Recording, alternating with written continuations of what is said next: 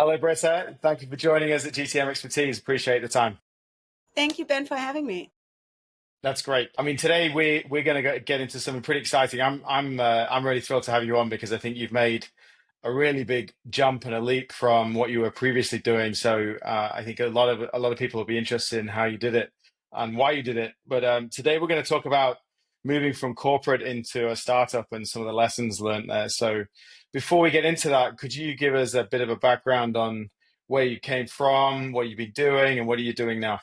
Sure. I'm Britta. I'm the Chief Flower Officer at Prijma Petals currently, but I worked in the startup world for since 2000, almost in all kinds of roles, program management, product management, and then the last 15 years in marketing.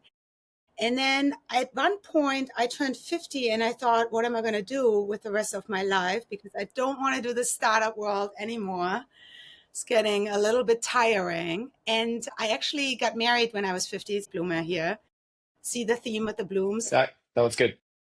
So my husband is a gardener, and we had a small farm when we got married, and I saw some success with that, just like doing it on the side. And so when I turned 50, I was like, screw it. I'm just gonna, go all in. And so I left the corporate world and I joined my husband. That is awesome. That's a great story. Talk about using the resources you have around you to create something new. I think that's really cool. I don't know. To start with, I think it'd be really interesting to hear um, what you did like day one when you weren't doing what you were doing before. How did that like when you're when you and I've been in the same place, right? In the Yeah. corporate, you have all these resources around you. There's a clock kind of Yeah. ticking. There's a rhythm to your life. There's the stand-up meetings, there's all the meetings you already have, and then there's the stuff you want to get done.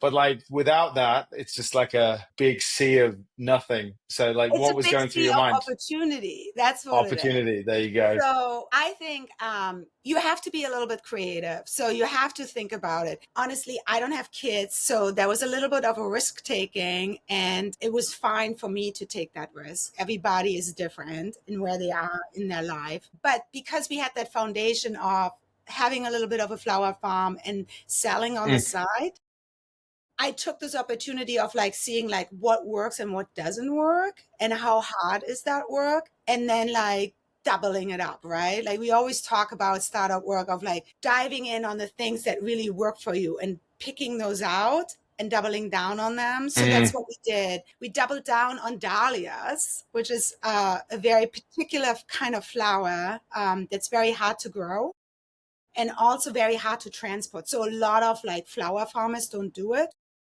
mhm. And a lot of wholesaler where the florists go to buy flowers don't carry them because they're very delicate flowers. So I said to my husband, let's double down on these dahlias because you can sell them to a premium price for weddings and things like that. We live in the Berkshires, which is a very, in the summertime, everybody gets married here, wants to get married here from New York or from Boston. We're right in that triangle Mm. there. And so that was a big opportunity for us. And so that's really where we honed in that initial first year. And then from that on, I thought, well, selling flowers is hard, right? Like you buy a bouquet for $15. I probably spent $10 on it. There's not a lot of like upside on that. Plus, they're super perishable, right? So, Right. what can I do to pre-sell flowers? Kind of like SaaS, right? Like, how can I create a market where people sign up for flower subscriptions, basically? And so I doubled down on that because I knew that could work really well. And then I went really heavy after corporate client. Instead of like the sort of like $15 bouquets, I went heavy on to the hospitality business here and how they want fresh blooms, local blooms, organically grown blooms. And I went heavy on them and I did my little marketing and sales pitching, which still working on that a little bit, but so far so good. The sort of similarities that you're probably looking back to with startups are really kind of easy to see there. Like you're in the right place, right? You got the right product for the place, but you're also listening to the customer because they're telling you what they need, right? And you're using business models that are borrowed probably from the software world, into a business which is definitely completely different in many ways. But what was the biggest surprise you found about starting this versus what you were doing in B2B before? Like what was the big like, oh wow, or like Well, what was the big deep like, oh, what have I done? Or because that's important for founders to understand that there are those moments. totally. There, it's like an ebb and flow. There's days when you're super happy because everything works, and then comes a week where like nothing works. So I experienced that in startup world a little bit, but I was Yeah. removed from it because it wasn't really my money and it wasn't really my company. And so I felt a little bit protected more there because Yeah. I was an employee. Now I'm employing myself. And so every decisions that I make is sort of an impact. A couple of things that like came up were in flower world, you plan a year and ahead. So in startup Okay. world, you Yep. can like quickly do things, right? Hmm. In the flower world, you have a season that works, and then you have winter, and Hmm. then you have the next year's season. So you have to really dive in on the numbers that you have and learn from those, like what works, where do you get your profit from, and not just like do the things that you love. Like I love retail because I love when people post about my flowers, but there's no money really in it, right? So I had to do the sales, which I hated. You know, I hated it. Mark knows I hate sales. So I got a whole new appreciation for sales now because it's really effing hard. And so thank you guys for doing sales so well and teaching me some of the ropes.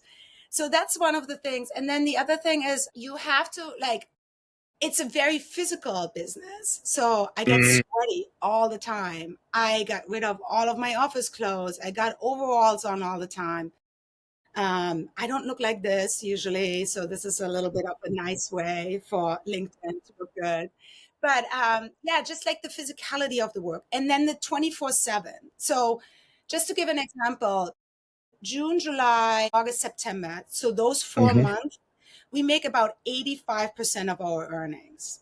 So we Wow. really gotta like kick some butt during those months and like get everything ready to make those financial commitments. And then the rest of the year we sort of like rebuild infrastructure and build back up. So it's a very Hmm. Hmm. cyclical work, which is fun, but it's still like it's like a year that you have to get your things in order. There's a lot of even more parallels there where you're so first thing I think about is we talk about this a lot about getting feedback from your customers through Mm-hmm. the product that you have, but you've closed that down to nothing because you're doing pretty much everything in the life cycle of what you're doing. So you're out with the customers, you're delivering, you're talking to them, but you're also in the back planning ahead, thinking about next. So you've got a really great feedback loop there. The decision making you mentioned both positively in that you can make a decision no one else is, Mm-hmm. maybe your husband, but no one else is really involved in that, and you can make a great impact straight away. But on the flip side, yeah, you don't have that kind of cushion or backing of a corporate. On top of that, layered on that, you've got this seasonality where you've made the decision probably a year ago on what you're Mm-hmm. planning for next year. That must be quite a different cycle for you. Yeah, it's a different cycle, but it's also fun because you kind of live with the amount of sunshine that's out there in a Yeah. way. You know, you live in Spain, so you Yeah. know like winter, like the seasonality. And you know, you get up with the sunrise, you go to bed. You have this cycle that the plants have where you Mm, like in the winter time, you rest a little bit more. I mm, ski a lot in the winter. So I try to like offset all the stress that I build up in the summertime. And that's a different way of living than the nine to yeah. five job that we used to. Yeah. And I don't sit at a desk. You know, I actually got some muscles now, so that's kind of good from working outside. And it's yeah, even though it's scary, it's also like super enjoyable, like you said, because you get a lot of those experiences with customers. We concentrate, so we don't just grow flowers, right? Like that's like one of the things that we Hmm. do, but Hmm. also one of the things I learned in marketing over the last couple of years is like you gotta give people an experience so they Hmm. enjoy something and then you create something that they enjoy, and then they become your customers, right? And so we do offer a lot of events on the farm. So we bring people to Hmm. the farm, and we offer these sip and snip events where people come and they learn about dahlia grow, and we show them the plants and the tubers. They get to go in the fields, and our fields are pretty big, so they can snip their own dahlias, and then I show them how to create bouquets. I offer DIY buckets. So Mm. people, obviously in this economy, people are always trying to save some money, especially weddings or things like that. So you can get like a bucket full of flowers, and I show you how to put it together, but you do it yourself, right? And that comes at a lower price point for us. So just thinking about like out of the box a little bit when you Yeah. go into a new business, or when you create your own Yeah. business, of like, there's a ton of flower growers out there. There's a lot of people grow flowers. Like, why are you different? And why should you be different? Another example is that flower growers in general are always in the back of the field, like I was just talking about. Right. You wear you sweater, you dirty. You don't want to be seen, really, right? And Right. a lot of people who grow flowers are a little bit not as social as I am, probably, but I love it when people stop. You can see the field from when you Yeah. drive by our farm. And so, like, this field is the storefront for us, right? People are Right. always commenting on it. They're like, I saw you in the field and I see all the dahlias out there. It's amazing. And that makes me just so happy. Your passion for this is so infectious that Thank you. that's probably a great, like a great asset too. But like if you layer on your experience that you had in B2B, particularly Hmm. in the marketing space, do you borrow those things? Like, do they come easily to you? Do you think that's a competitive edge you have now Yeah. because you do have all this knowledge on like ROI and things like that? Like, how does that look for you? Yeah, I think so. I think there's a little bit of a competitive edge. It works really well with my husband. My husband is like a soil expert, right? Like he looks at soil and he's like, yeah, this needs this and this needs that. I don't even know half of the stuff that he puts in, right? And he knows how to grow flowers, but he doesn't know how to sell, right? And doesn't know how to market. So last year when I went full time into this, the first thing was like building up a website. Usually I have people for this, and now I had to do it Yes. myself. Thank you for like all of the tools that are out there now that you Yeah. can actually do it yourself. And then I kind of knew that it would be mostly by word of mouth. We don't have money for advertisement. We don't have money for like paid advertisement, or even like paper advertisement here in the Berkshires. So like word of mouth was really important. So like getting all the neighbors involved and trying to like give them free bouquets a little bit, do Yep. like social media and just be like having these beautiful big flowers on social media, and trying to do little videos from our time when we did video marketing, right? Yes. Back in the day. So you take a couple of those things, and you get rid of the rest, because it's, no business needs exactly what I did, like the full funnel. It's not necessary for us, probably not necessary for you guys either. So Mm. you need to learn how to adapt your Mm. skill set and pick out the things that you know are going to work for you. And you do it by trial and error too. Like Yes. not everything works. Yeah. Do you find that feedback loop in what you're doing in both the events, the retail, and everything that's encompassed there? Do you find that feedback loop is reasonably easy to read? Are you getting the right signals you need? And how did that come in? Obviously, like verbal Yeah. is a great one, but I mean, there's the good feedback, and then there's the not so good feedback, but both of them are useful. So that's number one. I recently, or like since last year, I had a large client here out in Berkshire, like a big wellness resort, and so they want flowers, and they cater to like really expensive retreats, Mhm. and so they wanted a flower bouquet for the lobby. Just basically, you walk in and there's this big, beautiful thing, and I was like, I've never done this, right? Like, I've never done any of this work. I'm not a Yeah, florist, please, like, right? I know a little bit like the color combination. I know what looks good. sure. And so I started it. I was just like, I'm just going to do it. Like, what do I have to lose? They're going to kick me out, Yeah, right? Like, so I just did it. And then the first couple of weeks, the flowers all died before the week was up. And I was right. like, oh, shit. Like, what am I going to do? Yeah, I'm going to lose this client. got this anxiety again, that corporate anxiety of like, oh my God, I'm not performing. I'm not like doing what I need to Yeah. do. And so, the first thing was like talking to them and seeing what they didn't like and what they liked. And I basically offered that I will come by twice a week. So same Hmm. price, swallowed a little bit of the cost here, which is my cost, which is okay. And just go over there twice. And like, since then, no complaints, right? But like, those are the things that like, you just kind of like, you have to jump in, you have to take that lead. Mm, Don't be afraid. mm, Because if mm. somebody kicks you out or says no, like, what do you have to lose? Yeah, and you need to adapt. I mean, everything you mentioned, and that's a customer success account management kind of adaptation you've done there, Exactly. right? You've got in there and say, well, what can we do to make you happy? And you immediately respond, you provide a solution, and you get out and do it. And I think those that's awesome. I think that's really great. What else? I mean, I'd like to go back to something you said earlier about salespeople to just to reiterate that, Britta, because we heard something there that you had an appreciation for salespeople now, which I'd like to double click on.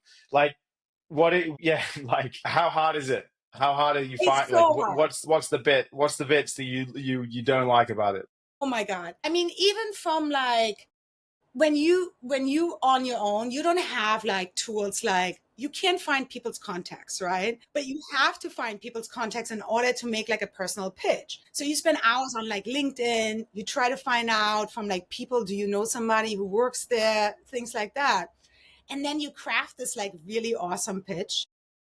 And initially I went way too big, right? Like I was like Right. 4 paragraphs because you want to cram everything in. Nobody reads that stuff, right? Like, and I had to remind myself, like, because I was on the receiving side when I was a VP of marketing, like getting a lot Mm, of mm, sales. I'm mm. not going to read that. So, like, trying to hone that in. AI helps a little bit with that. I use a lot of Hmm. AI for like writing and like clarity and like grammar and tone of voice. So, like, really honing that in. And then I sent these emails out. I got like a list of people that I wanted to reach to. I sent these emails out, nobody replies. And I'm like, oh my God, they don't like me. They don't like me. They don't like my product. And then Yeah. somebody said, you got to follow up. So then every week I would follow up.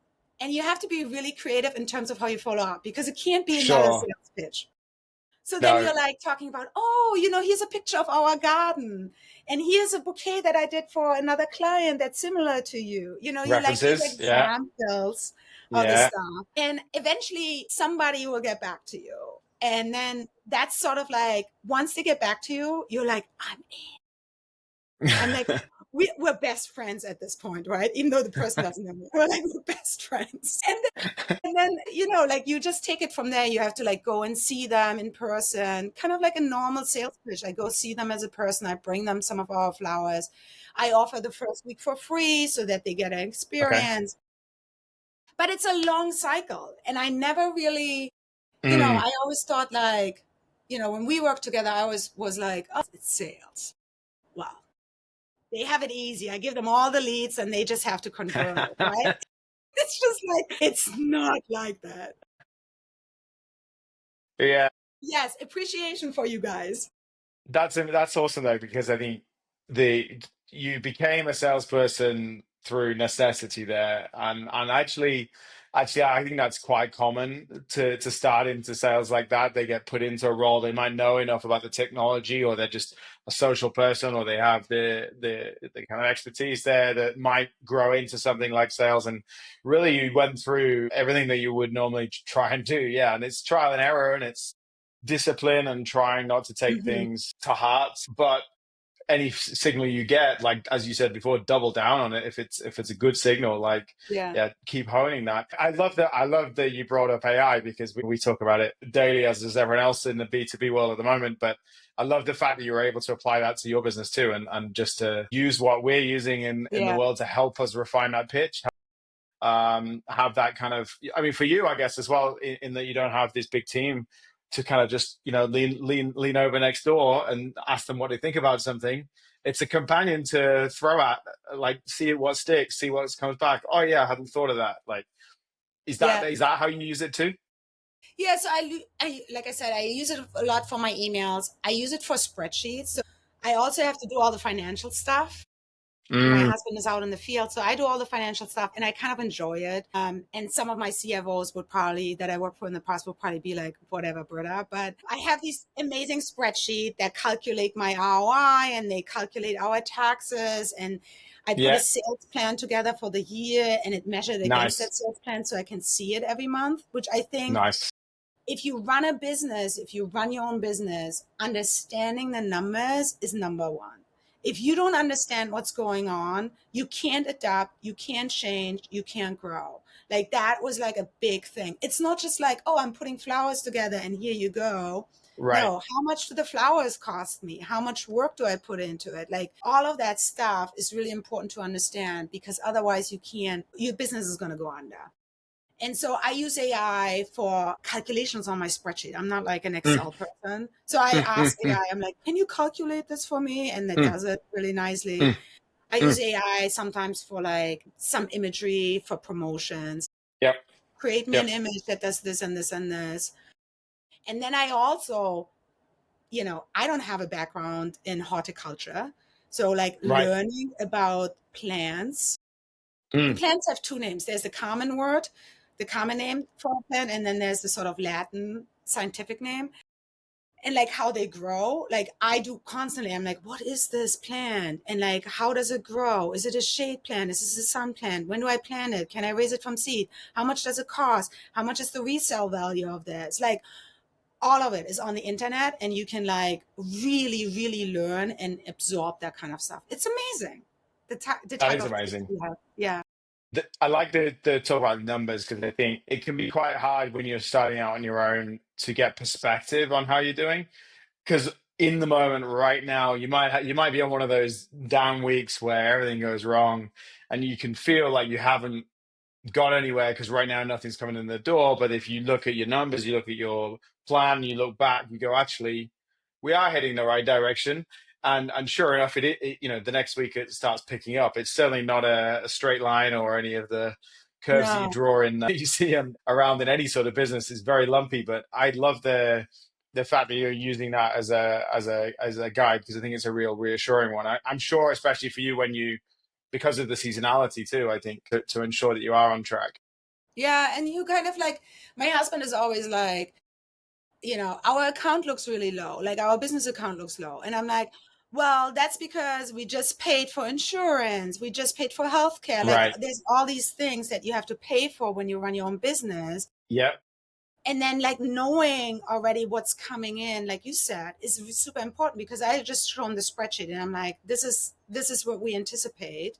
This is I Mm, know for sure is going to come in. These are like my regular customers. This is repeatable business that I know is coming in. And then here's the upside, right? Like of what else I can do that month because I have a little bit of time or there's somebody in the, on the sales side in the pipeline that I'm trying to convert. I think that's super important. If you don't have that, it's really tough. It's also tough, sometimes we don't we don't have like private investors in like farming usually, but you can ask for grants. So like it's right. similar in that like you have to pitch your Yeah. business. So you better learn the numbers. You better know how much you grow every year. You know how much your expenses are and how much is your profit and how much is your revenue. And like how does that all work together is really important because that's when people want to invest or give you a grant when they Yes. understand that you would probably be there in 5 years and longer, potentially. Yes. Yeah. Absolutely. Absolutely. So maybe to change a little bit to those out there that are in corporate roles at the moment. We've interviewed a few people who've done what you've done, kind of come from Yeah, corporate. I would say not nearly as bold and ambitious a change as you've had, but they might be drifted into a technical startup either as founder or similar, and you've yeah, got a bouquet of skills that you've acquired from your time, nice. and so those skills in particular, I'm kind of curious what your advice would be to someone who's in corporate, who's stepping into a startup. It doesn't have to be in Yeah. your kind of business, but just any startup. There's a lot of things you can bring. There's a lot of baggage you probably want to leave behind. Like how do you approach that? Because you've done that. Yeah. Yeah, I mean, that's a tough question because I think it's very individual. to each Mm, person and where they are in life. Like I said, like we don't have kids, we have a dog, expensive dog. But anyway, so like, where are you in life right now, right? Like, right. and what are you passionate about? Like, really think about it. Like, don't quit your job without like a plan. You gotta have a plan. Hmm. I'm very German. I gotta have a plan, and then I have a backup plan, and then I have a backup plan of the backup plan. But you gotta think about what you want to do, and how feasible it is, right? Like, you can, even when you work, kind of like what we did, like when you work your corporate job and you start doing things on the side, right? Like, have a little Yeah. bit of a side hustle. Yeah. And even though the corporate says you shouldn't be doing it, I think you should be doing it because it just is nice.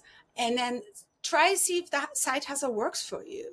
Is there a market? Is there a product? Is there a service that you can provide that like nobody else has, or it's Mm, different from other people, and see mm. if it sticks. I think that's really important. And do you feel passionate about it? If you don't Yes. feel passionate about the side hustle, and you don't feel passionate about your job, like, you got to find something else. Find Like, another one. Yeah. Yeah. yeah, because you by yourself, like, my husband works out with clients a lot. And so I'm by myself most of the day, and I better enjoy it. I better like this type of lifestyle, and I better Yeah. like this type of physical work, because if you don't, it's not for you. Yeah, and it's not going to help motivate you through those dips, right? I really love the side hustle thing. I've seen that sort of advertised, if you like, before, and talked about a lot before. It's just such a nice way of testing the waters for you when you've got a comfortable position, and when you make completely different decisions. And I think your vision and your passion and your thoughts are completely different when you're in that position versus when you just land square in a seat, zero money coming in Hmm. the door, and now as a human, and everyone's different, but a lot of humans, desperation creeps in, and you start to, often you'll just take the first thing or the easiest thing that comes Yeah. off. But really what you need is to pressure test, as they say, like a lot of those ideas before you take the leap. I'm curious, did you have any other plan? Did you have a you mentioned your planning. What was this, like a fork in the road? Did you have three or four options, or this was your No, side it hustle? wasn't. I mean, it was that's a good question. I've always wanted to work for myself. Like, I thought it was Yeah. kind of a cool thing to be your own Right. boss. But I was so afraid of losing my paycheck all the time, right? Like, Right. like, having money come in, having the taxes taken out, have health insurance, like, there's such security in that. Yeah. And it's very scary to think about that it's not there anymore. But honestly, if you are willing to work, to like, maybe not go on that vacation to Australia this year, or maybe not shop at Whole Foods and buy organic tomatoes for $5 a pound or whatever they cost. Like, if you're willing to like make some sacrifices in your lifestyle, it's very doable. Like, I make probably like a quarter of what I used to make, and I can live off that. It's so doable, and it's so much the even though I make less money, I'm so much happier, and Yes. I'm Yeah. content, and like, I'm like waking up every morning and I'm like, yes, let's get to those zinnias and dahlias and gladiolas today. It's just, yeah, but That's you have to want yeah. to. Yeah. You do, and I think that talks to a whole other part of like what's success to you, right? And it sounds like you found that, right? Like Yeah. it's not about the paycheck, or at least the whole thing, right? And with a lot of the sacrifices comes a huge amount of upside in other areas that you really won't feel until you do something like that. But yeah, that's awesome to hear. I think that's a great place to finish, Britta. I really enjoyed chatting to you. I wish you all the best with Prijma Petals, and we'll be keeping an eye on it. Keep posting to LinkedIn. For those of you who aren't following Britta, she's quite passionate and open about what the journey's been like, and I would really All recommend of my reading financials are those out there. great lessons for everyone. Thank Thank you you, so much Britta. for the opportunity. Appreciate you. You're most welcome. Take care.